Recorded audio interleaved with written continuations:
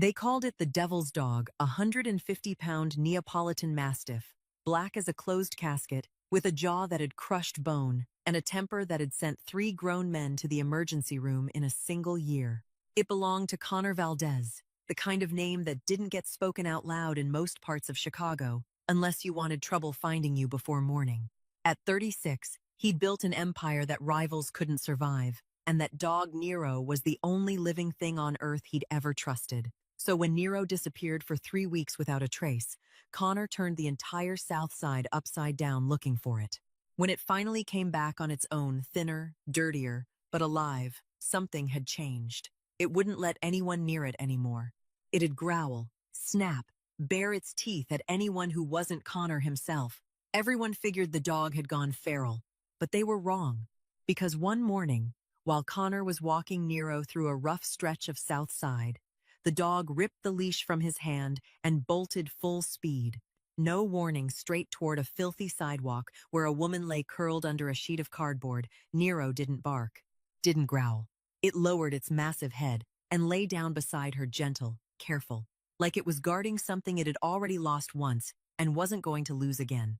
Connor stood there, and for the first time in 20 years, the most dangerous man in Chicago didn't know what to do. Because when he looked at that woman's face, really looked, he saw a scar on her forehead he'd memorized as a boy. He saw the way her lips pressed together even in sleep, exactly the way they used to when she was trying not to cry. He saw his mother, and she was dying on a sidewalk in his city, and his dog had known before he did. If this story's already got your heart racing, hit that like button so more people can find it, share it with someone who needs to hear this, and subscribe so you don't miss what happens next. Now, let's go back to where it all began. The night a 16-year-old boy stood at his mother's door and realized he'd never be enough. Connor Valdez wasn't always the name that could make all of Chicago fall silent. There had been a time when he was only a thin little boy sitting on the steps of a small, modest apartment in West Garfield Park that his mother was struggling to keep, waiting for her to come home from work. Dorothy Valdez gave birth to him when she was only 26 years old, in a public hospital where the walls were peeling and the nurses were too busy to smile. His father, Gordon Valdez, was the kind of man who knew how to say all the right things but didn't know how to stay. And when Connor was 8, Gordon disappeared on an ordinary Tuesday morning, leaving behind nothing but an empty closet and 3 months of overdue mortgage payments. Dorothy didn't cry in front of her son. She waited until he fell asleep, cried in the bathroom with the faucet turned up loud, then woke the next morning at 4 o'clock to clean office buildings before her shift at the grocery store began at 9. 2 jobs, 7 days a week, and she never complained once. To Connor, she was his whole world. She taught him to read with books she bought on sale at the Goodwill thrift store. She taught him how to cook because she said a man who knew how to cook would never have to depend on anyone. And she taught him a sentence he remembered even now, though he didn't want to remember it. She said men didn't need to be strong. They only needed not to give up. 4 years after Gordon disappeared, when Connor was 12, the phone rang at midnight. Dorothy picked it up, listened, and then collapsed onto the kitchen floor. Pauline Crane, her best friend from high school, the only person who still called her every week, had died in a car accident on Interstate 55. Pauline left behind Wesley, 4 years old, with no father, no relatives, and no one willing to take him in. Dorothy didn't hesitate. She signed the adoption papers for Wesley within 2 weeks, because that was what Pauline would have done for her if their places had been reversed. Connor understood that. He didn't hate Wesley. He even helped his mother feed Wesley during those first weeks. When the little boy cried all night because he missed his mother and couldn't understand why she wasn't coming home. But Wesley was frailer than ordinary children. He got fevers often, fussed often, needed twice as much attention, and Dorothy had only 2 hands and 24 hours in a day, half of which had already been sold to 2 jobs.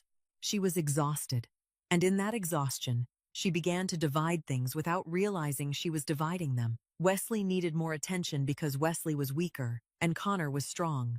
Connor could take care of himself. Connor understood. That was her reasoning, and she believed in it because it was convenient.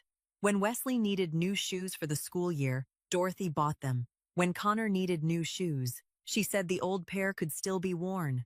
The soles only needed to be glued back on. When Wesley brought home a test with a decent grade, Dorothy hugged him and said she was proud.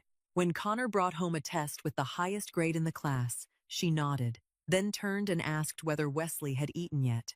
Connor saw all of it. He wasn't jealous of Wesley. He didn't hate that 4-year-old child who had lost his mother, because he knew what it meant to lose a father too. But he was jealous of something else, something a 12-year-old boy didn't know how to name but felt clearly, like the cut of a knife. He was jealous of the version of his mother that Wesley received, the patient version, the gentle version, the version that was always there, the version Connor had once had entirely to himself, but now had to share, then had to surrender, and in the end, no longer received at all. And the most painful part wasn't that Dorothy loved Wesley more. The most painful part was that she didn't even realize she was doing it. 4 years passed that way, slowly and steadily, like water wearing stone down, and Connor learned how not to ask for anything. He didn't ask his mother to attend parent-teacher meetings because he knew she would say Wesley needed her at home. He didn't tell her when he was bullied at school for wearing shoes held together with glue because he knew what the answer would be, that he was strong, that he could handle it himself. And he did handle it himself, not because he was strong, but because he had no other choice left. The year Connor turned 16, his math teacher asked him to stay after class and told him he was qualified to apply for a full scholarship to a pre-college program, a program for outstanding students from low-income families, funded by a private education foundation in Illinois. Connor applied without telling anyone, because he had grown used to doing everything without telling anyone. 3 months later, the acceptance letter arrived in the mailbox, and it was the first time in his life he held something in his hands and felt that it had real weight, a full scholarship, a 2-year program, books, tuition, room and board, everything paid for. It wasn't only an achievement, it was an escape route, proof that he existed, that someone out there saw him even when his mother didn't. The scholarship ceremony was held on a Saturday afternoon in the auditorium of a university in downtown Chicago, Connor told Dorothy 2 weeks before. She nodded and said she would come. He believed her, not because she had never broken a promise, but because he needed to believe in something, and this was the last thing he still had. That Saturday morning, Wesley woke up with a slightly sore throat and a forehead that felt a little warm. No high fever, no vomiting, nothing that one Tylenol and a glass of orange juice couldn't fix. But Dorothy placed her hand on Wesley's forehead, frowned, then told Connor she thought she should stay home and watch Wesley, just to make sure, and that Connor understood. He was grown now, he could go by himself. Connor stood at the apartment door, wearing the neatest clothes he owned, a white shirt she had bought him 2 years earlier that was now tight across the shoulders, and black dress pants that were a little short at the hems because he had grown taller since she bought them. He looked into the bedroom and saw Dorothy sitting beside Wesley's bed, her hand resting on the little boy's forehead, her mouth murmuring something gentle that he couldn't hear clearly, though he didn't need to hear it clearly to know. And in that moment, everything became clear with a kind of cruelty. It wasn't that she didn't love him. It was that her love for him was never large enough for her to choose him when she had to choose. He could earn the highest grade in the class, win a full scholarship, cure cancer, or go to the moon, and she would still sit beside Wesley's bed because Wesley had a runny nose. He went to the ceremony alone. He sat among other families, parents taking pictures, hugging their children, crying because they were proud, while the chair beside him stayed empty. When his name was called, he stood, walked up to the stage, shook hands, received the certificate, smiled the way he was supposed to, then walked back down and sat again beside the empty chair. No one knew, no one needed to know. He went home that afternoon without saying a word.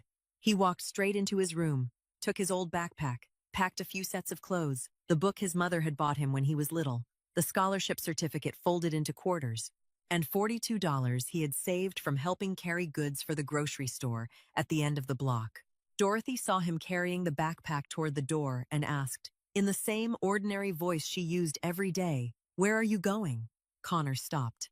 He turned back to look at her, and Dorothy saw something in her son's eyes that she had never seen before. Not anger, not resentment, but the calm of a person who had made his final decision and had nothing left to lose. He said, his voice even and soft, "Somewhere I don't have to wait for anyone to choose me anymore." Then he walked through the door. Dorothy called his name. Her voice rang through the stairwell, bounced off the concrete walls, and chased him down step after step. Connor heard it, every syllable, but he didn't turn back. Because if he turned back, he would see her cry. And if he saw her cry, he would stay. And if he stayed, he would keep sitting beside that empty chair for the rest of his life, waiting for someone to choose him who never would. On the first night outside that apartment, Connor slept on a bench at the bus station on Pulaski Road, his backpack tucked under his head, $42 stuffed inside his sock. He was 16 years old, with no valid identification, no relatives, no phone number to call, and the scholarship certificate folded into quarters in his coat pocket couldn't buy him even one meal. He never used that scholarship, because enrollment required the signature of a guardian, and he had just walked away from the only guardian he had. Chicago wasn't gentle with children who wandered alone. During the first week, he washed dishes for an Italian restaurant in Bridgeport, where the owner paid cash at the end of the day and didn't ask his age. During the second week, he loaded goods for a warehouse in back of the yards, where no one cared who he was as long as his back could still hold out. By the third month, he had begun running errands for men he was smart enough to know weren't ordinary businessmen. Packages without labels, envelopes without names of recipients, deals made in parking lots at 2 o'clock in the morning. He didn't ask what was inside the packages. He didn't need to ask. He only needed to survive. And to survive in Chicago at 16, with no diploma and no family, he had to accept that the line between legal and illegal was far thinner than he had imagined. At 18, he was arrested for the first time, for possession, and was released after 4 months because the witness recanted. At 21, he already had men working for him, not because he was more brutal than the others, but because he had something most of them didn't have: patience. He remembered what his mother had taught him, that men didn't need to be strong. They only needed not to give up, and he applied it to a world she never could have imagined her son would enter. He didn't give up. He climbed, slowly, steadily, and without trusting anyone. At 24, he met Finnegan Shaw in a cheap bar in Canaryville. Finn sat at the far end of the counter, drinking bourbon alone, his eyes fixed on empty space in the way of men who had seen too much and couldn't forget any of it. A former Marine, 2 deployments in Afghanistan, he had come home with a medal and nightmares every night. No job, no family waiting for him at home, no reason to wake up in the morning. Connor didn't remember exactly what they said to each other that night, but he remembered that Finn was the first person who looked at him without wanting anything from him. Not money, not favors, not power, only another glass of bourbon, and someone who wouldn't ask him how many men he had killed. Connor bought Finn that bourbon. Then the next one. Then, in the year that followed, Finn became his right-hand man, the only person allowed to speak straight to his face without having to worry about the consequences. The Valdez Empire grew quietly, like tree roots spreading beneath concrete, unseen until the sidewalk began to crack. When Connor was 31, on a rainy night, he went to inspect a scrapyard the organization had just taken over in Englewood. Inside, among piles of rusted iron and old tires, he heard a weak growl. A puppy, a Neapolitan Mastiff, jet black, so thin every rib could be counted, lay curled in a dark corner. It had been abandoned there for no one knew how long enough to growl at anyone who came near, long enough to learn that human beings weren't something to trust. Finn wanted to call animal control. Connor didn't answer. He sat down on the cold cement floor, about 2 meters from the dog, and did nothing at all. He only sat there. 5 minutes, 10 minutes, 15 minutes, while rain drummed against the corrugated metal roof, and Finn stood behind him thinking the boss had lost his mind. Then the puppy stood, its legs trembling, walked toward him 1 step at a time, and lay down beside his foot. No one told it to. No one lured it. It chose for itself. Connor looked down at the small, bony creature trembling beside him and saw something he recognized instantly because he had lived with it for 20 years. A creature that had been thrown away, full of anger, but still choosing to step toward a stranger because it hadn't completely given up believing someone might stay. He named it Nero. 5 years later, Nero weighed almost 70 kilograms, and in Chicago's underworld, it was nearly as famous as its owner. When Connor brought Nero to a meeting, everyone understood that the meeting wasn't meant for negotiation. When Nero growled, someone was about to disappear. But the people who feared Nero didn't understand the thing only Connor knew. Every night, when the mansion fell silent and the underworld slept, Nero lay beside his bed, its head resting on his foot, and Connor talked to it, not about business, not about money or territory, but about the things he didn't say to any human being. Nero was the only creature on this earth that knew Connor Valdez, the man all of Chicago feared, still kept in his wallet a scholarship certificate folded into quarters, yellowed with time. While Connor Valdez was building an empire from the ashes of his childhood, on the other side of the city, a woman was falling apart in the opposite direction. The night her son walked out the door, she stood at the top of the stairs calling his name until her voice gave out. Then she sat down on the steps and stayed there until morning, because she believed he would come back, believed that a 16-year-old child could only go so far before he had to return home. But he didn't come home. The next day, she went looking for him, asking the neighbors, asking his classmates, asking the owner of the grocery store at the end of the block where he used to help carry things. No one knew. She went to the police station to file a missing person report, and the officer on duty looked at her with the tired eyes of someone who had seen too many children run away from homes in that neighborhood and said they would make a note of it, but she shouldn't expect too much. She printed flyers with the money that should have been used to buy books for Wesley, taped them to light poles from West Garfield Park to Humboldt Park, with trembling handwritten words, "Looking for my son, Connor Valdez, 16 years old, gray blue eyes." No one called, not one phone call. Weeks turned into months, months turned into years, and she never stopped looking toward the door every time she heard footsteps on the stairs, even though she knew they weren't his footsteps, because she knew his footsteps by heart, and she didn't hear them for 20 years. Wesley grew up in that apartment, graduated from high school, went to college with the money she had saved all her life, money from 2 jobs, money from lunches she had skipped, money from winters when she didn't turn on the heat, so the gas bill would be a few dollars lower. Wesley graduated, found a job, got married, moved away, and the distance between him and her widened in a way she didn't recognize until it had grown too wide to close.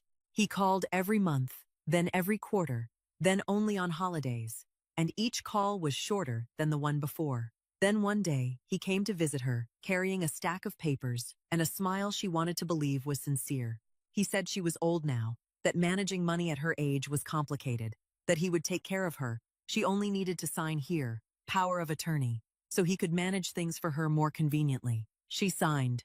She signed because she trusted him, because he was the child she had given everything to keep, the child she had chosen instead of the other one, and she needed to believe that choice hadn't been meaningless. 6 months later, the apartment where she had lived for decades was sold. The savings account was empty. Wesley didn't answer the phone. She went to his house in the suburbs of Indianapolis, rode a Greyhound bus for 3 hours, knocked on the door, and his wife opened it, looked at her with cold eyes, and said Wesley wasn't home, and she should call first next time. She never went back again. She wandered the streets of Chicago for months, sleeping on park benches, under church awnings, anywhere there was a roof when it rained. Tommy Brewer, the owner of a small diner on the South Side, sometimes brought her a box of leftovers at the end of the day and told her she should go to a homeless support center. But she didn't go because she no longer had enough will left to do anything except survive one night at a time. Then one night, in the dark alley on the South Side where she had been lying for weeks, she heard heavy breathing at the mouth of the alley. A huge black shadow stood there, larger than any dog she had ever seen, its eyes glinting in the streetlight spilling in. Anyone would have been afraid, but she wasn't afraid, because she had already lost everything, lost her son, lost her home, lost her money, lost even the child she had chosen. And when a person has lost everything, fear becomes a luxury no longer needed. She looked at the dog and said, her voice hoarse like gravel rubbing together, "You're lost too, aren't you?" The dog didn't growl. It came closer, sniffed her, then lay down beside her. That night, she slept warmer than she had on any night in months. For the next 3 weeks, the dog stayed. She didn't know whose it was, didn't know where it had come from, only knew it was the first living creature in this world, willing to stay beside her without needing her to give it anything. She talked to it every night, telling it about the son she had lost, about the gray-blue eyes she had last seen 20 years earlier. about the scholarship ceremony she hadn't attended, about the 20 chocolate cakes she baked every year on his birthday, and then sat eating alone. The dog lay and listened, its head resting on her foot, and she believed it understood, not because it understood language, but because it understood loneliness. But she grew weaker. She coughed more, ate less, found it harder to stand. One night, she looked at the dog sleeping beside her and knew she couldn't keep it there, in that alley, beside an old woman who was about to die. It deserved to go home to its person, even if she didn't know who that person was. She whispered, "You don't belong here. Go back to your person." Then she waited until it was deeply asleep, quietly crawled away, slowly, painfully, over every meter of sidewalk, to another street corner farther away, where she lay down and pulled a piece of cardboard over herself. When the dog woke and saw she had disappeared, it searched for her, but she had gone too far. In the end, it did the only thing it knew how to do. It returned to the place it belonged, back to Connor Valdez, but it carried something with it that it couldn't leave behind. Her scent, her voice, the memory of her trembling hand stroking its head every night, and the pain of a creature that knew it had left someone behind. That woman's name was Dorothy Valdez. And now we return to that moment, on a sidewalk on the south side of Chicago, where Nero had just lain down beside the woman under the piece of cardboard, and Connor Valdez was standing there, looking down at the face he had tried to bury for 20 years. He didn't fall. He didn't scream. He only stood there, and the world around him vanished, the traffic, the wind, Abel calling boss from behind him, all of it sinking into a silence so thick it felt like water filling his lungs. His legs buckled, not because he decided to kneel, but because his body did it before his mind could stop it. Both knees struck the dirty sidewalk, and his hand, the hand that had signed orders ending so many lives, the hand feared by traffickers across the entire Midwest, that hand lifted and trembled.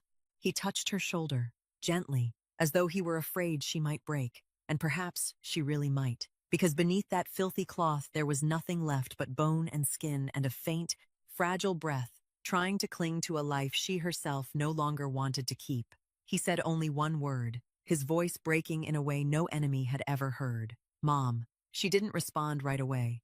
Her breathing remained shallow and slow, her eyelids fluttering slightly, like someone dreaming who didn't want to wake because reality was too heavy to carry. Then she opened her eyes, slowly, dimly.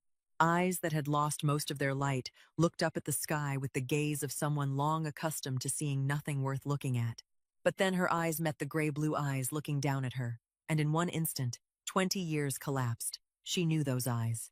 She had searched for those eyes in every crowd she had passed through for 2 decades, on buses, on streets, in dreams, especially in dreams. Her lips moved, and the name she breathed sounded more like wind slipping through a crack in a door than a human voice. "Connor," Nero whimpered softly, a small sound from deep in its throat. Then it laid its heavy head on her stomach, with a tenderness almost impossible to believe, from a beast weighing nearly 70 kilograms, one that had once sent 3 grown men to the hospital. It lay there, eyes closed, as though at last it had completed the thing it had been trying to do ever since it left that dark alley, bringing these 2 people back to each other. Behind them, Abel Kent came running, his hand already gripping the gun inside his jacket, because any unusual situation involving the boss could be a trap. But when he came close enough to see Connor Valdez kneeling on the filthy sidewalk beside an old homeless woman, his hands trembling, his face deathly pale, he stopped, as if he had slammed into an invisible wall. 7 years working for Connor. 7 years watching him handle everything from betrayal to bloodshed without changing the rhythm of his breathing. And Abel had never seen an expression on the boss's face like the one he saw now. He had no word for it, because it wasn't anger, it wasn't fear, it wasn't pain, but all of those things at once, compressed behind a mask that was beginning to crack in tiny lines. Connor didn't look at Abel. He took off his cashmere coat, a coat more expensive than everything Dorothy had owned throughout her entire life combined, and draped it over his mother. Then he pulled out his phone, dialed a number, and said 4 words in a voice no one would dare argue with. "Miriam, right now." Then he gave the address. While they waited, he said nothing else to Dorothy. She looked at him, her lips moving as though she wanted to say something, but he didn't look back at her. He looked at Nero. He looked at the dog lying on his mother's stomach, and in his mind, every missing piece from those 3 vanished weeks fell into place. Nero hadn't gone wild. Nero had found her, had stayed beside her, had carried her scent and her pain back home, and when it growled at everyone, it wasn't because it hated them, but because none of them was her. The car arrived within 15 minutes. Miriam Santos, the organization's private doctor, stepped out with a medical bag, looked at the scene before her, and was professional enough not to ask a single question. Connor lifted Dorothy into his arms, and she was so light, he almost lost his balance because he had prepared himself for the weight of an adult. But what he raised felt only as heavy as a child. He placed her in the back seat. Nero immediately jumped in and sat beside her, and Connor got into the front seat, his face shut down, completely. Like the steel door of a safe locked with a code he wasn't even sure he still remembered. Abel slid into the driver's seat, glanced through the rearview mirror, saw the boss sitting motionless and staring straight ahead, and understood that even if he worked for Connor Valdez for another 20 years, he would never be allowed to ask about what had just happened on that sidewalk. Connor's mansion stood in Lincoln Park, 3 stories tall, with red brick walls and a security system worth more than the apartment Dorothy had lived in for decades. Miriam Santos examined Dorothy on the sofa in the downstairs living room, while Connor stood in the hallway, looking through the narrow crack of the half-open door. Miriam didn't need much time to reach a conclusion. She was severely malnourished, in the early stage of pneumonia, dangerously dehydrated, her blood pressure low enough to be life-threatening, and if she had spent a few more weeks out there, she would have died. Not possibly died, but certainly died. Connor listened and said nothing, then turned away. He ordered Abel to prepare the downstairs guest room, the room at the end of the back hallway, with a window looking out over the garden, wide enough, warm enough, with a bed, a wardrobe, and a private bathroom. It was the room used for overnight guests, not the master bedroom, not the upper floor where Connor lived, not a place meant for family, and that was a deliberate choice. He saved her because she was his mother, and he wasn't the kind of man who would let his mother die on a sidewalk, but he didn't forgive her, and the distance between the downstairs guest room and the upstairs bedroom was his way of saying that without having to open his mouth. Dorothy was bathed, dressed in clean clothes, given fluids through an IV, and fed thin porridge because her stomach had shrunk so much it could no longer tolerate solid food. She lay on the clean white bed, her eyes open but not truly seeing anything, like someone who had just been pulled from the bottom of the water and still couldn't believe she was breathing. Nero lay on the floor beside her bed and didn't leave, and when Abel tried to come close to place a glass of water on the nightstand, it growled and forced him to step back 3 paces. That afternoon, Connor entered the room. He pulled a chair from the corner wall, set it 2 meters from the bed, sat down, and looked at Dorothy with eyes that held nothing but control. Dorothy looked at him, and she saw the face of the 16-year-old boy from long ago, inside the face of the 36-year-old man before her. The same jawline, the same gray-blue eyes, but everything soft had vanished, replaced by something hard and cold, like steel, tempered through fire too many times. She wanted to say, "my son," but those 2 words caught in her throat because she didn't know whether she still had the right to use them. Connor spoke first, his voice flat and precise, the way it was when he gave orders in business meetings. "You'll stay here until you're well. Miriam will take care of you. You'll have food, medicine, and a place to sleep. After you recover, I'll arrange somewhere else for you to live. We don't need to talk any more than necessary." Dorothy opened her mouth. "Connor." He cut her off immediately. One single word, sharp as a blade. "Don't." Then he continued, slower, but not any softer. "Don't say my name, as if you still have the right." The room went so quiet that Nero's breathing could be heard. Dorothy didn't argue. She didn't apologize. She didn't explain.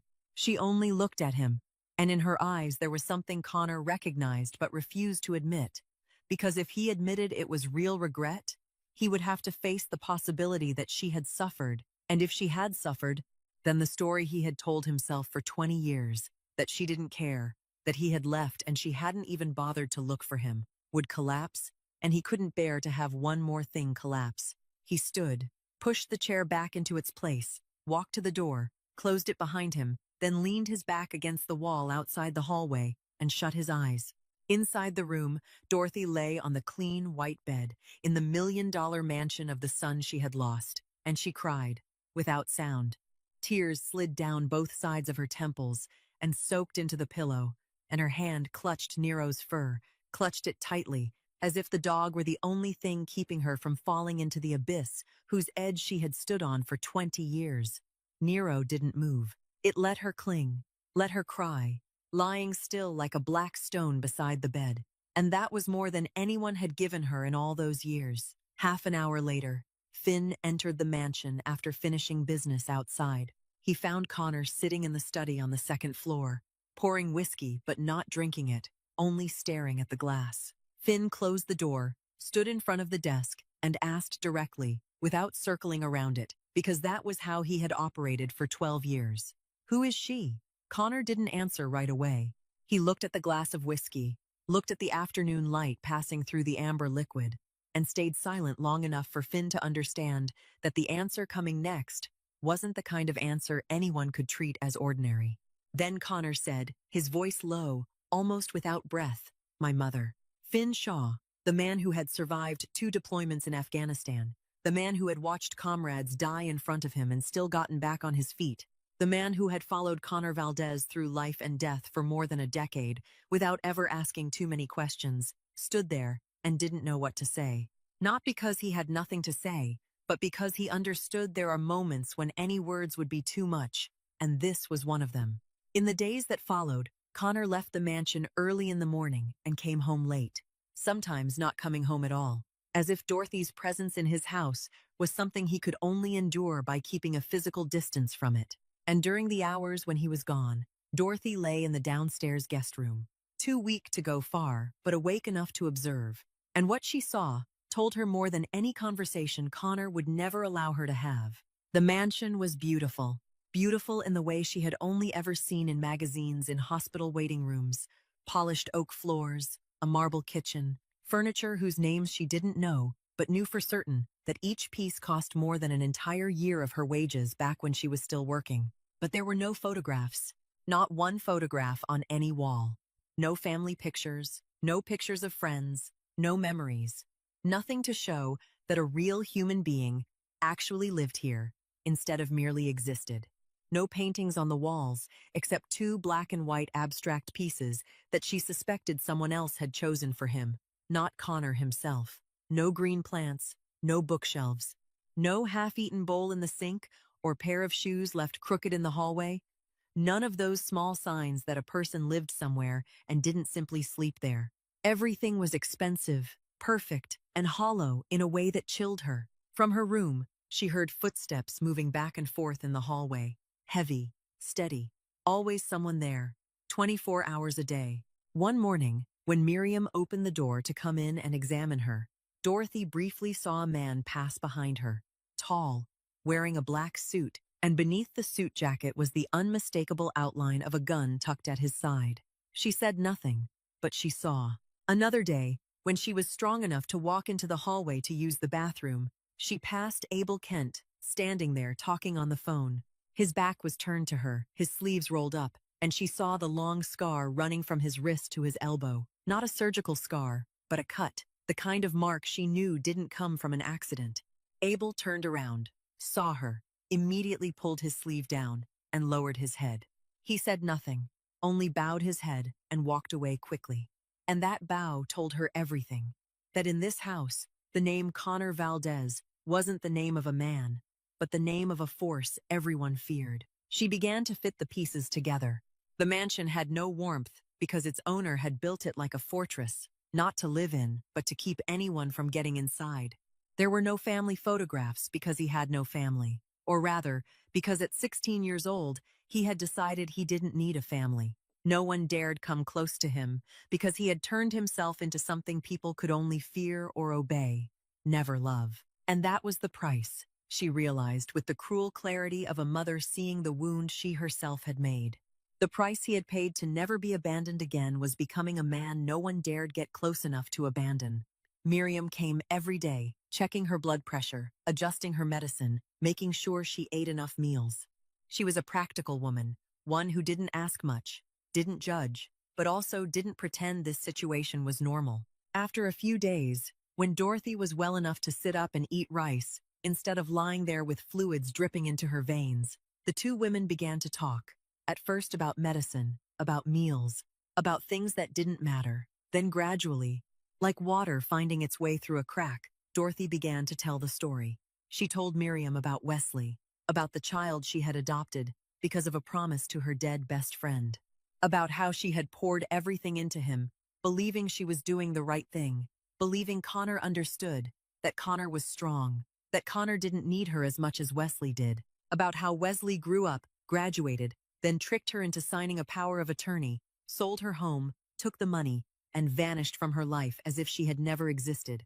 Miriam sat and listened without interrupting, the stethoscope still in her hand, though she had forgotten she was supposed to be examining her. Dorothy looked down at her hands, those thin fingers woven together in her lap, and spoke in a dry voice, without tears, because she had cried all her tears for this long ago. That was my punishment. I chose the wrong child. I gave everything to the one I thought needed me more, and the one who truly needed me, I abandoned. And when I lost everything, the one I abandoned never came back, while the one I chose threw me into the street. Miriam said nothing for a long time. Then she placed her hand over Dorothy's, lightly, only for a second, just long enough for Dorothy to know someone had heard. That night, Miriam wrote everything down in her personal notebook.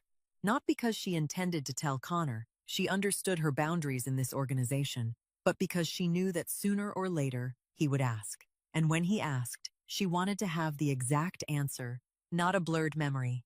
Because Miriam had worked for Connor long enough to know one thing, he didn't ask until he was ready to hear. But when he did ask, he needed the truth, all of it, without a single detail missing.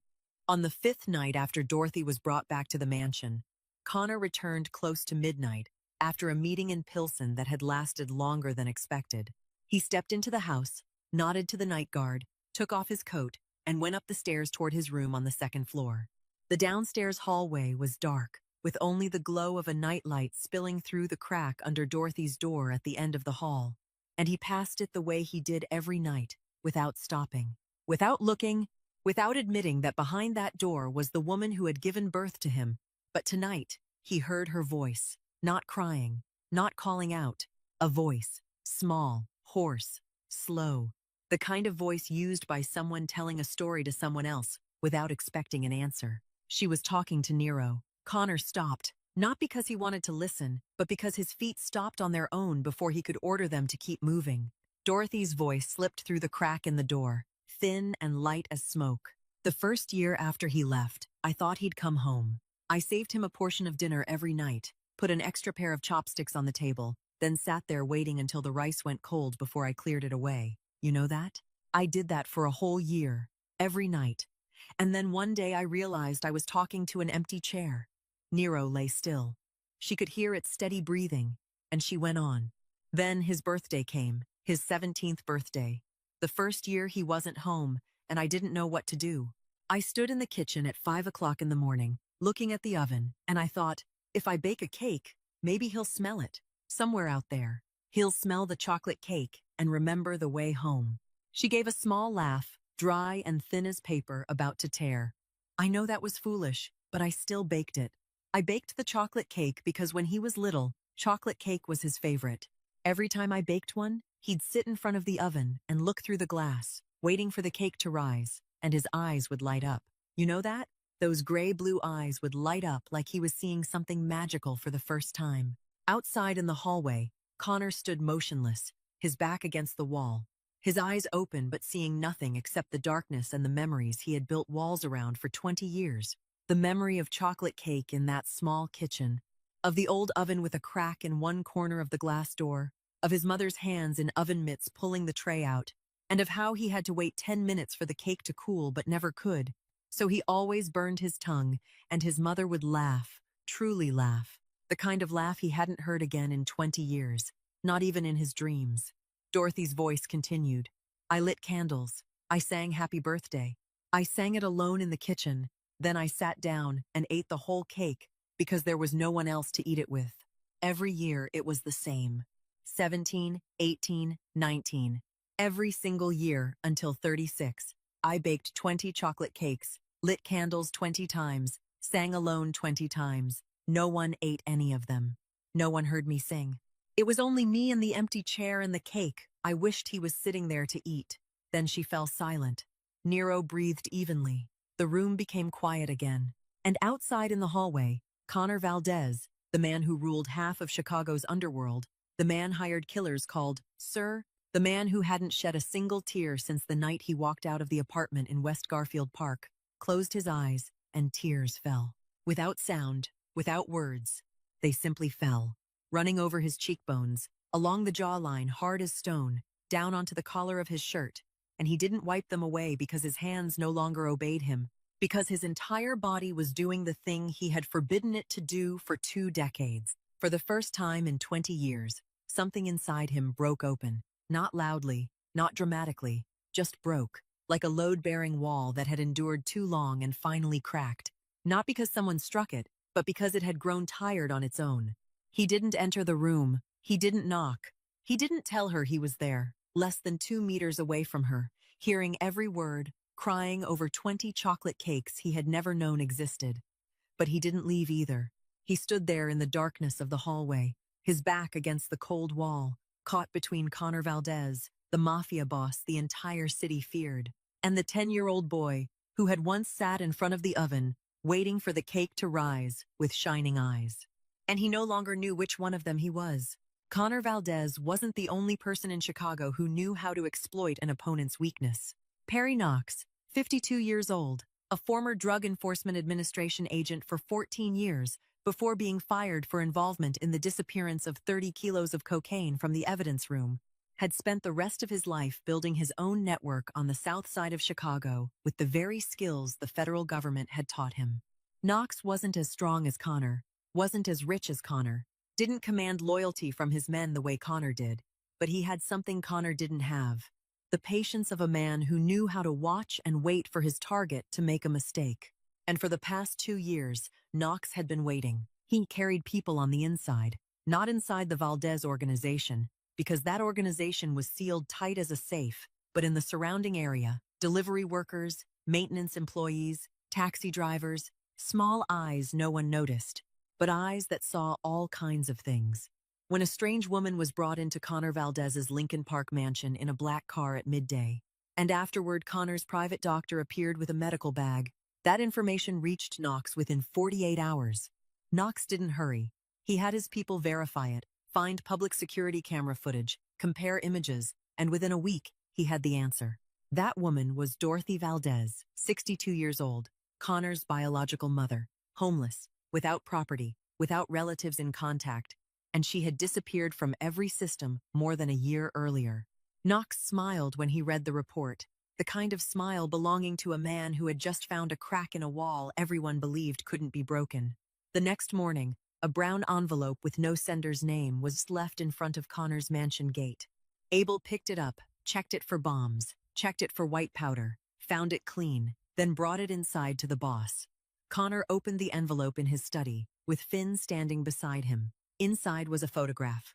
It showed Dorothy curled on the sidewalk beneath a piece of cardboard, thin, filthy, exactly where Connor had found her. But the angle and the light showed this photograph had been taken before that, maybe days earlier, maybe weeks, which meant Knox had known where his mother was before Connor did, and had done nothing, only taken a picture and waited. Beneath the photograph was a piece of white paper with a handwritten line in black ink, neat, each stroke clear, as if the writer wanted to make sure not a single word could be misread. Even dogs know where their mothers are, Valdez. Do you? Connor looked at the photograph, looked at his mother lying on the sidewalk in his enemy's picture. His hand gradually tightened, his fingers clenching, and the photograph crumpled in his palm. Finn watched and knew he was looking at the most dangerous thing that could happen in Chicago. Connor Valdez truly angry.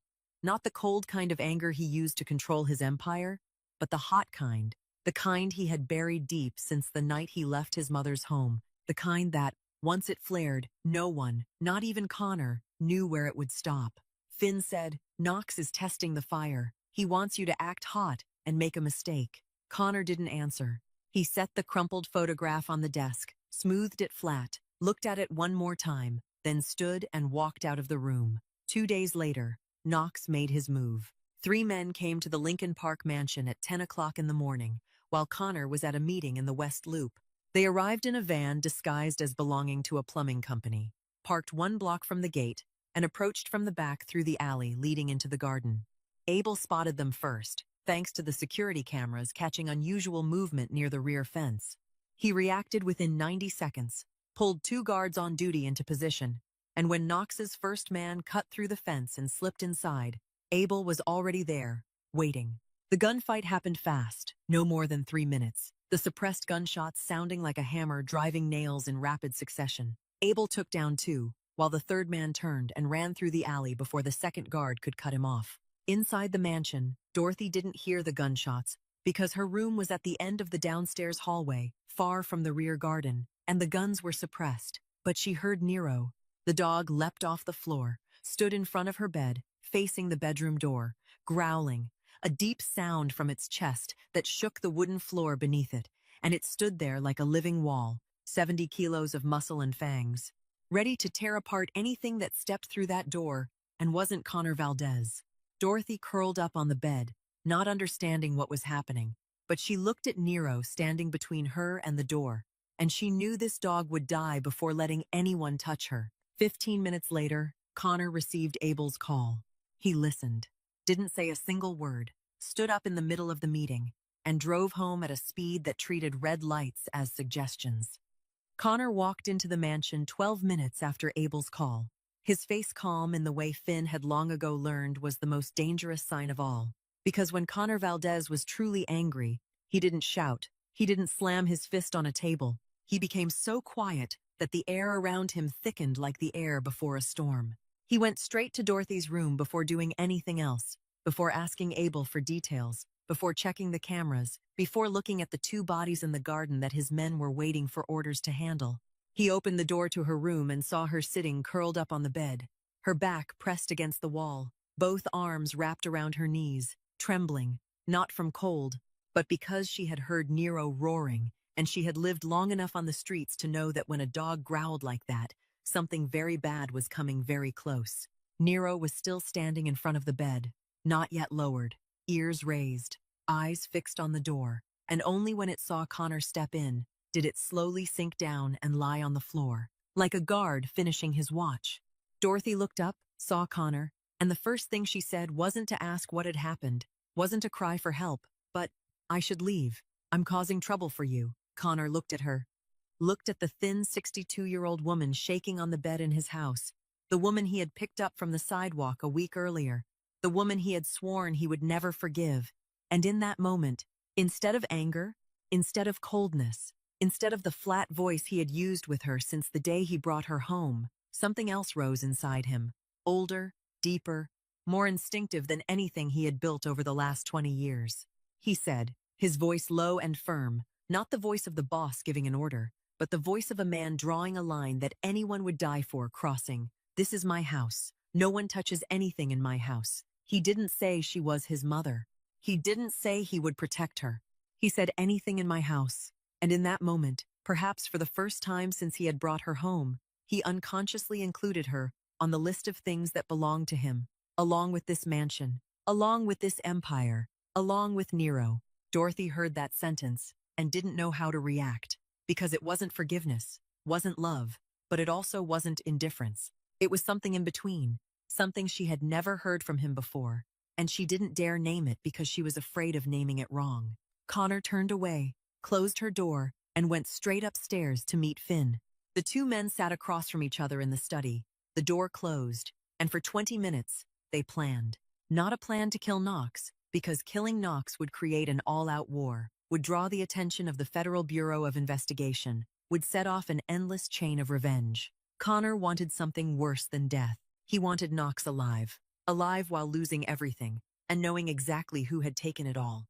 At 10 o'clock that night, Connor went to the harbor warehouse in Calumet Harbor, where Knox kept his goods and cash. Finn had been working since the afternoon, disabling the security system, bribing 2 warehouse guards with 10 times their yearly pay, and when Connor walked in, Knox was already sitting there on an iron chair, both hands tied, duct tape over his mouth, wearing the expression of a man who still couldn't believe this was happening to him. Connor pulled over another chair and sat across from Knox, close enough that their knees almost touched, and he didn't shout, didn't hit him, didn't draw a gun. He talked. He told Knox that while Knox was sitting here, Finn was moving every shipment in the warehouse to another location, that the 6 bank accounts Knox had hidden in the Cayman Islands had been frozen 2 hours earlier thanks to a federal judge Connor had owned for a long time, that Knox's 3 main distribution lines had been cut, every important link receiving a call tonight with 2 choices: switch over to Valdez or disappear. That Knox's 2 closest men, the men he trusted most, had taken money to open the warehouse doors tonight, which meant Knox no longer had anyone left to trust. Connor said all of it in an even voice, slow, neither high nor low. Then he stood, pulled the tape from Knox's mouth, and said the final sentence before leaving. "I'm not killing you, Knox. I want you alive. Alive long enough that every morning when you wake up, you look around and see there's nothing left. No money, no men, no power, nothing at all. And you know I'm the one who took it all, because you dared touch what's mine." Connor left the warehouse and drove back to the mansion close to 2 o'clock in the morning. He entered the downstairs bathroom, turned on the faucet, and washed his hands. Not his blood, but blood that had clung to him from the warehouse floor, where the 2 guards had been dealt with by Finn earlier, after changing their minds at the last minute. He washed until the water ran clear, then stepped back into the hallway. When he passed Dorothy's room, he stopped. The door was slightly open. Inside, she was asleep, her breathing slower and steadier than it had been in the first days. Nero lay on the floor beside the bed, its head resting on its front paws, eyes open and looking toward the door, seeing Connor standing there in the dark. It didn't growl. It only looked at him, then slowly closed its eyes, as if it knew that tonight no one would get past either of them.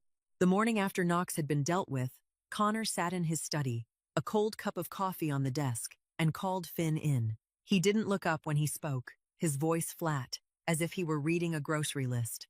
"Find me everything on Wesley Valdez, 28 years old, possibly living in the Indianapolis area, adopted son of Dorothy Valdez. I want to know where he is, what he does, how much money he has, where that money came from, and I want it within 48 hours. Finn didn't ask why, because he had heard enough from the scattered pieces over the past week to put the picture together himself, but he asked one question before leaving. "Do you want me to handle him, or just find information?" Connor looked up for the first time. "No, I don't want anyone touching him. I want something else." 40 hours later, Finn placed a file 2 centimeters thick on Connor's desk. Wesley Valdez, 28 years old, living in Carmel, a suburb of Indianapolis, Indiana, in a 4-bedroom house with a backyard and a 2-car garage, purchased in cash 14 months earlier. A BMW 3 Series bought new. His wife's name was Brooke, 26 years old, a former Purdue University student, currently not working. No children. Wesley worked for a small financial consulting company in downtown Indianapolis, with an average salary not enough to explain the house, the car, or the bank account balance of nearly $200,000. Where that money had come from didn't require Finn Shaw to figure out. It came from Dorothy, from the apartment she had lived in for decades, which Wesley had sold for $160,000. From the savings account she had spent her whole life filling, all of it legal on paper, because Dorothy had signed the power of attorney. But legal and right were 2 different things.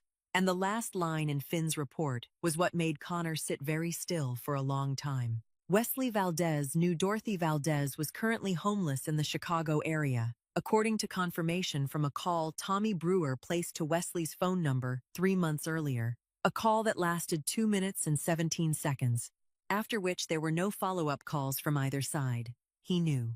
He knew his adoptive mother was living on the streets, eating leftovers, sleeping under a piece of cardboard.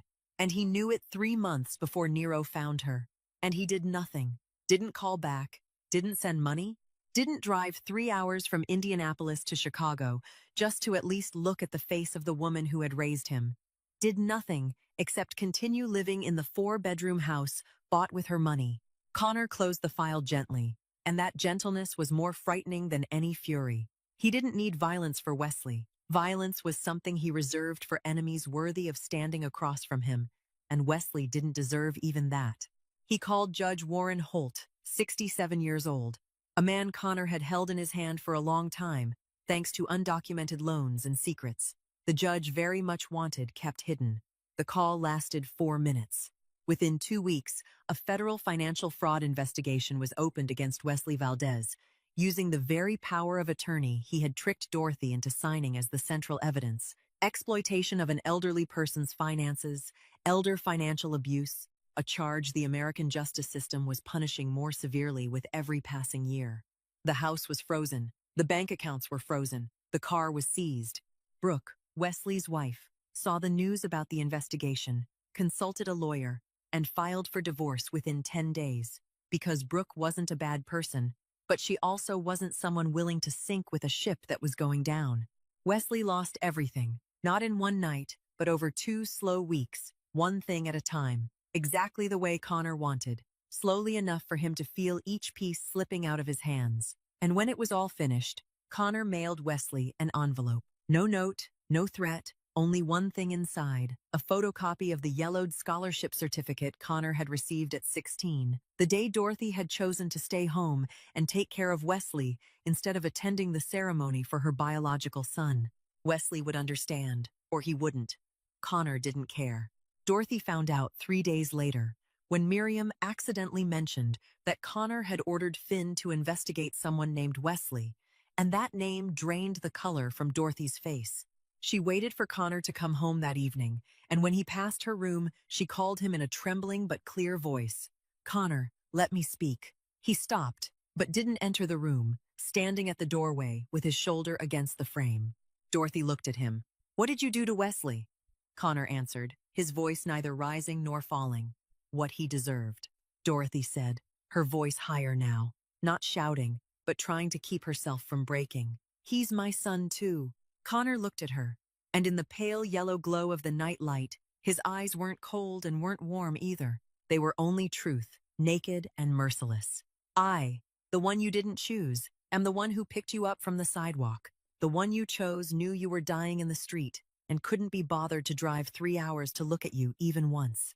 Dorothy didn't answer. She couldn't answer, because there was no word in the world that could argue against that truth. She sat on the bed, watching Connor walk away. And what collapsed inside her wasn't her heart, because her heart had broken long ago, but the last faint hope that she hadn't been completely wrong, that at least taking care of Wesley hadn't been the wrong choice, that at least one of the 2 children had still been worthy of everything she had given. But now she knew. The child she had given everything to had thrown her away. The child she had given nothing to had picked her up. And that truth destroyed her more completely than any illness Miriam was treating. That night, after the confrontation about Wesley, Connor went up to his room on the 2nd floor and sat on the edge of the bed in the dark, not turning on the light, not pouring whiskey, only sitting there. Nero followed him up the stairs as it did every night, its claws tapping against the wooden floor. But when it reached the door of Connor's room, it stopped.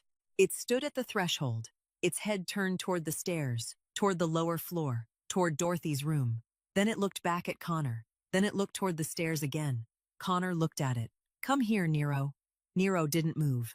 For the first time in 5 years, it didn't obey him. Not because it didn't understand, but because it was choosing, and that choice was clear enough to be cruel. It turned its head, walked down the stairs, its claws tapping on each step farther away, each step more distinct, until the sound disappeared, and Connor knew it had gone back to Dorothy's room, had lain beside her bed, was there, and wasn't coming back.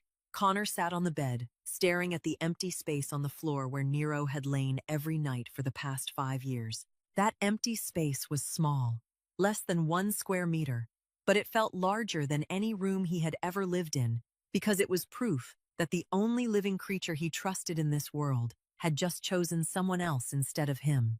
And that feeling, the feeling of watching someone walk away toward another person, he knew it. He knew it better than anyone on earth, because he had lived with it since he was 12, when his mother began turning toward Wesley, and now it had returned, not from a human being, but from the dog, the last creature he had believed would never leave him. He lay down, eyes open, staring at the ceiling, and in that darkness, he thought about the thing he didn't want to think about, that maybe Nero wasn't abandoning him. Maybe it was doing what dogs often did, going toward the place where it was needed most. And maybe, only maybe, it was teaching him something that 20 years of resentment had never allowed him to learn. That there was something more important than pain, that holding tightly to a wound didn't make him stronger, it only made him lonelier, and that the woman downstairs was slowly dying not only because of illness, but because she had carried her guilt for 20 years, and it was heavier than any sentence he could ever pronounce. He couldn't sleep. The next morning, Miriam called him at 7 o'clock, her voice worried. Nero hasn't eaten since yesterday. I put food in front of it, but it won't touch it. It only lies beside her bed and doesn't move. I think it's sick. Connor knew Nero wasn't sick. He knew that dog better than any creature on earth, and he knew what it was doing. It was refusing to eat because the two people it needed most were on two different floors in the same house, and it wouldn't accept that. He went downstairs, stepped into Dorothy's room, and Nero lifted its head immediately, its tail tapping softly against the floor, the first time it had reacted to anyone since the night before. Dorothy was sitting propped against the pillows, her hand resting on Nero's head, and when Connor walked in, she looked at him but said nothing, because she had learned that in this house, he was the one who spoke first, or no one spoke at all. Connor didn't sit down. He stood in the doorway, his shoulder leaning against the frame, looking at Nero lying in the middle of the floor, its head turned toward her, its tail turned toward him, and he understood that the dog wouldn't eat until both of them were in this room at the same time, because that was what it wanted, not food, but for its world to be whole. The silence stretched on. Then Dorothy spoke, her voice small but not trembling, like someone who had prepared this sentence for a long time and knew this might be the last time she was allowed to say it. That scholarship ceremony. I remember everything. I remember the white shirt tight across your shoulders. I remember you standing at the door looking at me. And I remember that I didn't get up. Connor didn't react, didn't look at her, his eyes still fixed on Nero. Dorothy continued. My mistake wasn't that I loved Wesley. My mistake was that I thought you were strong enough not to need me. I looked at you and saw a tough child, independent, never asking for anything. And I thought that meant you were fine, that you didn't need me as much as Wesley did. And that was the greatest mistake of my life, not because I chose Wesley, but because I assumed your love for me was something that would never run dry, that no matter what I did, you'd still be there, still love me, still wait. And I treated that love as something certain until the day it disappeared with you. The room fell silent. Nero looked at Connor. Connor stood at the door, neither coming farther in nor leaving, standing on the boundary between inside and outside, between staying and walking away, between forgiving and not forgiving, and he knew she was telling the truth, not because she was trying to convince him, but because her voice sounded exactly like it had 20 years ago when she taught him to read honest uncovered, without calculation, only Dorothy speaking to Connor, a mother speaking to her son, as simple as that. He drew in a long breath, and when he spoke, his voice was hoarse, low, almost a whisper. It did run dry, Mom. Then he turned away, stepped into the hallway, and didn't look back. But Dorothy sat on the bed, her hand still resting on Nero's head, and tears slid down her cheeks, not because of the words it did run dry, but because of the final word he had used. Mom. He had called her Mom. For 20 years, he had called her you, had spoken to her with coldness, with distance, and now, in the moment he believed was his cruelest, he had called her by that word again, and maybe he didn't realize he had used it. But she heard it, heard every syllable clearly, and she knew that even if he said the love had run dry, that word, Mom, proved the opposite. Dorothy couldn't sleep that night. She lay staring at the ceiling, her hand stroking Nero's head, and thought about the word Mom that Connor had accidentally let slip, a word both beautiful and painful at the same time, like seeing light fall through the crack of a door into a room she knew she wasn't allowed to enter. She thought about his face when he said it had run dry, about the way his jaw tightened, about the way his hand clenched at his side, and she understood something she had tried to avoid understanding through all the days she had been here, that her presence in this house wasn't healing anything at all. It was only reopening the wound every day, every time he passed her room, every time he heard her voice, every time he saw Nero lying beside her instead of beside him.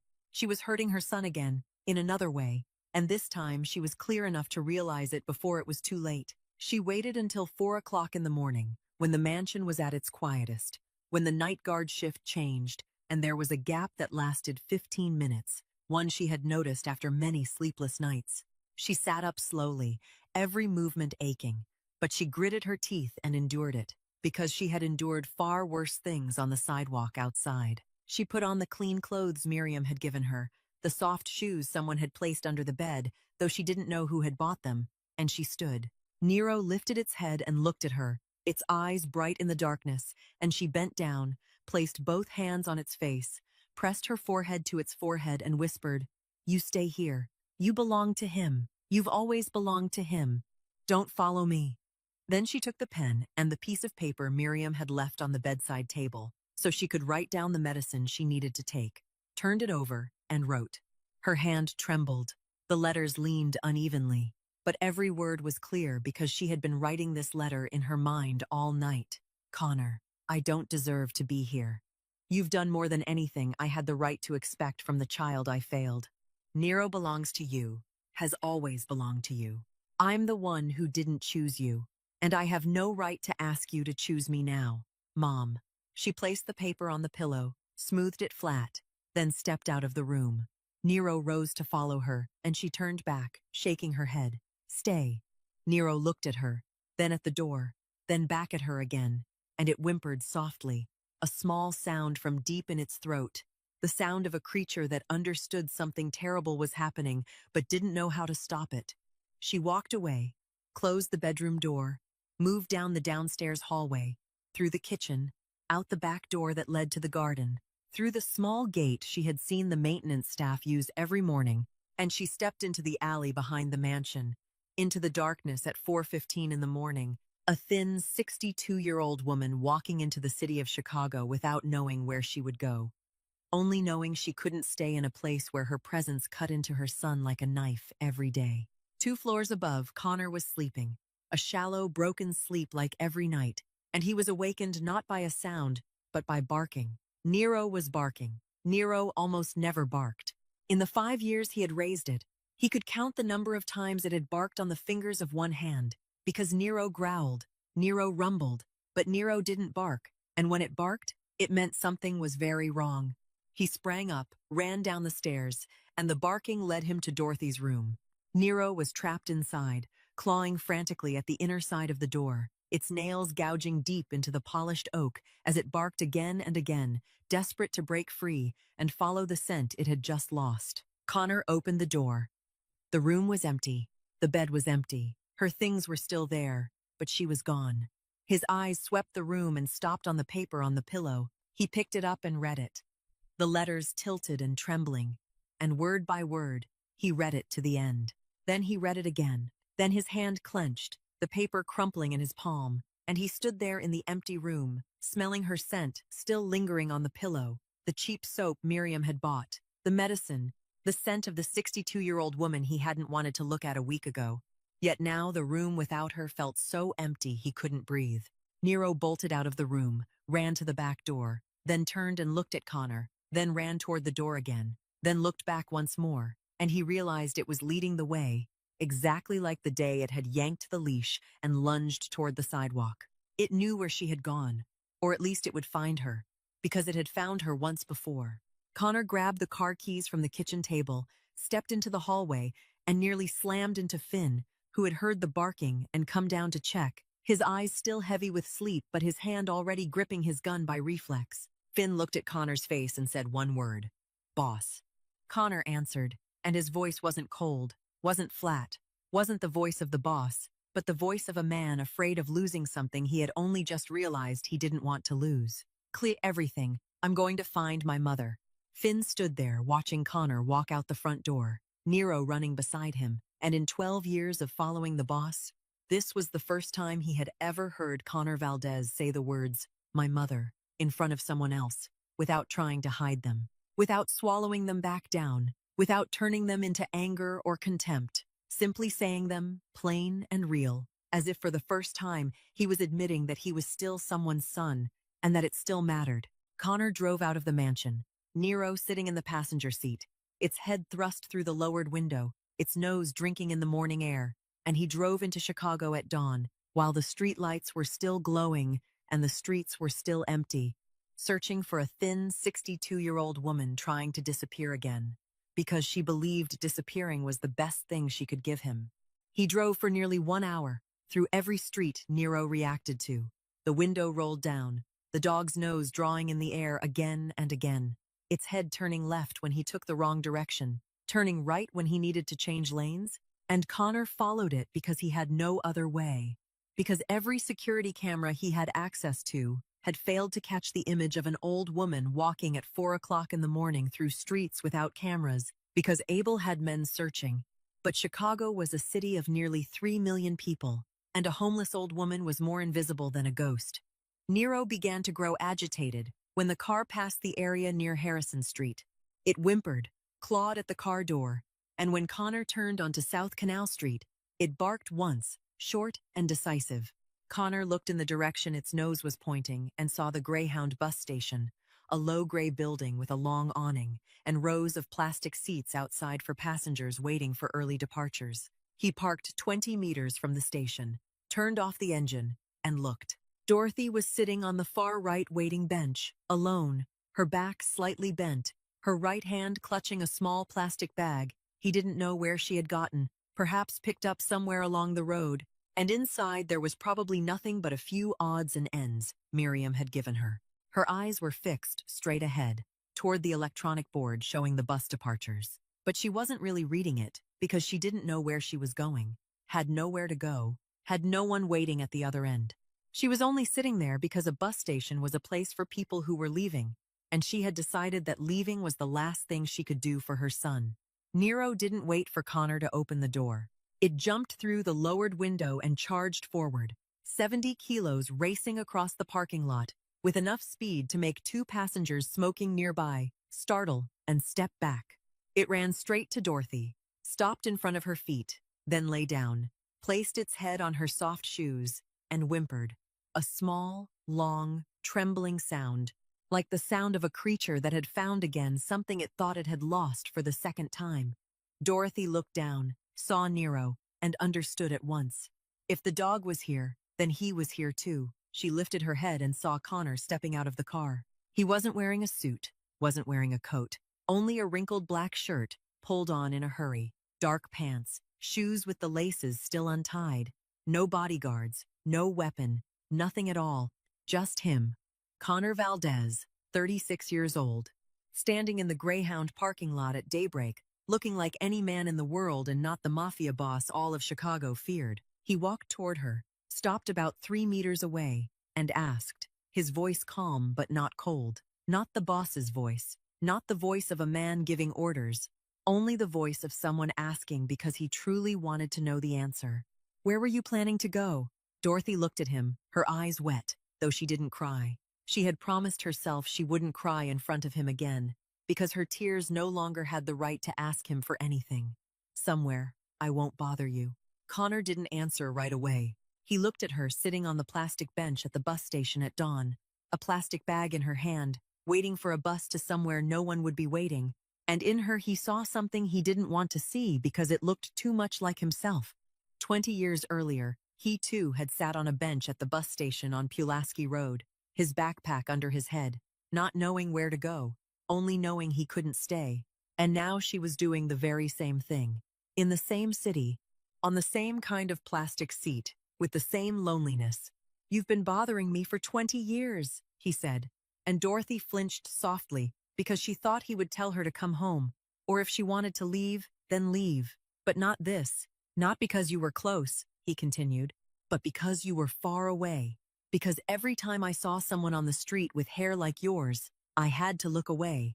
Because every year on my birthday I didn't understand why I hated the smell of chocolate until last week.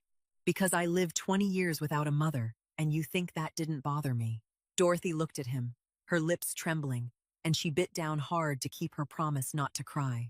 Connor stepped forward, 1 step, then another, the distance of 3 meters shrinking to 2, then 1. He said, his voice rougher now, lower, closer. I don't forgive you, not yet. Maybe it'll take a very long time.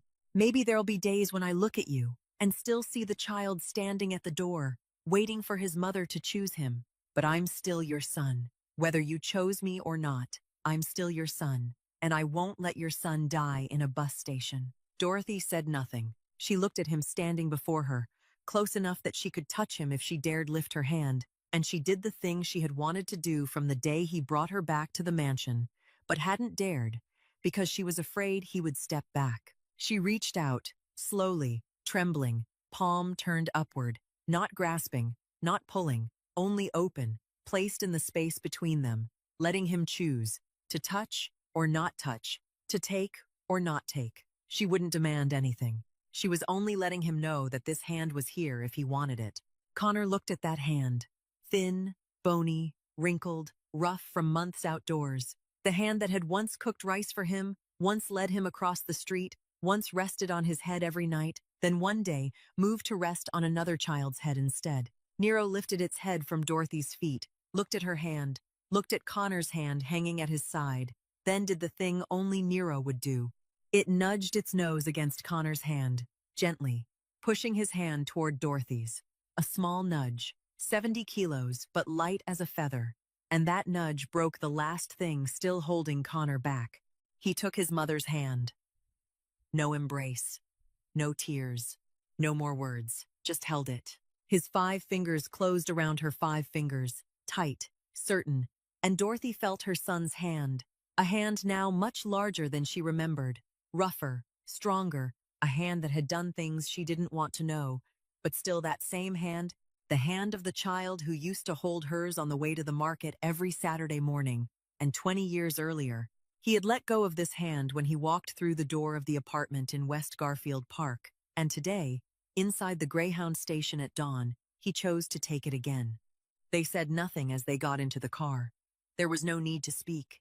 Dorothy climbed into the back seat slowly, every movement still painful, but unlike the last time, when Connor had lifted her into the car from the sidewalk, this time, she stepped in by herself, sat down by herself, pulled the seatbelt across herself by herself, with trembling hands that belonged to a woman who had chosen to come back, not one who had simply been picked up.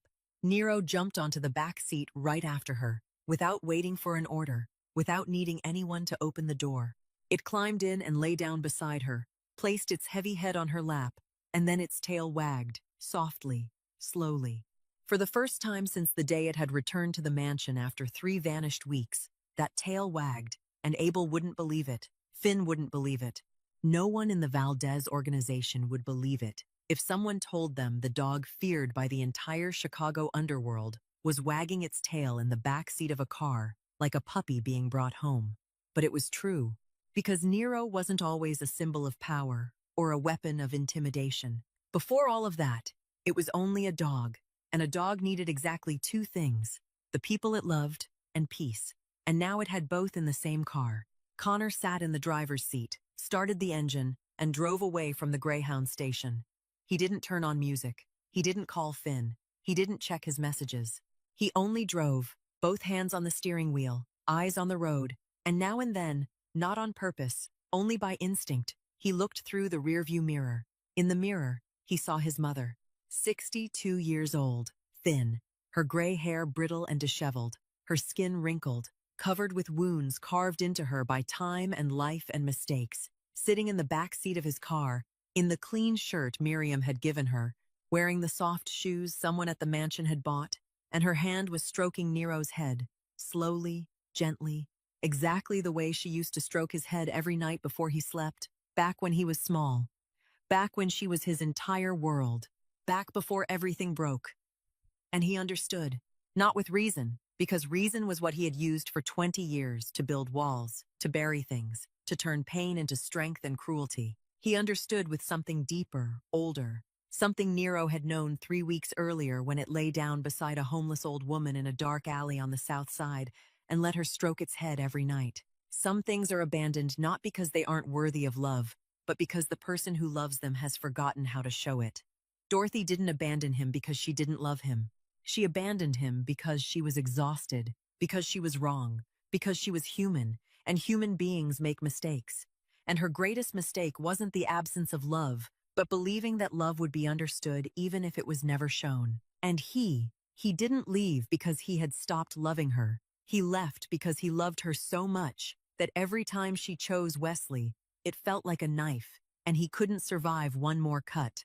Two people loved each other but wounded each other, then lost each other for 20 years, and a dog abandoned in a scrapyard had found them both again, not with words, because it didn't know how to speak, but with the simplest instinct of a creature that knew how to love, moving toward the place where it was needed most. Connor turned onto the familiar road leading back to Lincoln Park.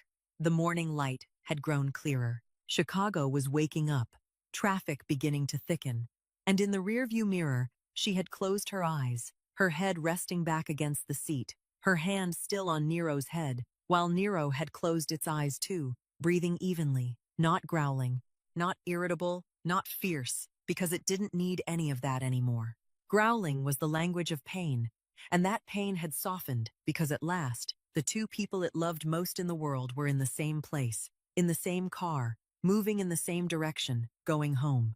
Connor drove through the mansion gate, parked the car, turned off the engine, and sat still for a while.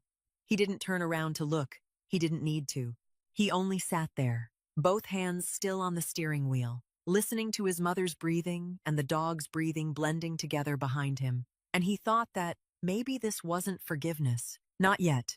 Forgiveness was something larger and longer, and he hadn't reached it yet. But this was a beginning, and a beginning needed only one thing: choosing not to let go. The story of Connor and Dorothy and Nero wasn't a fairy tale. There was no magic that could heal 20 years in a single night.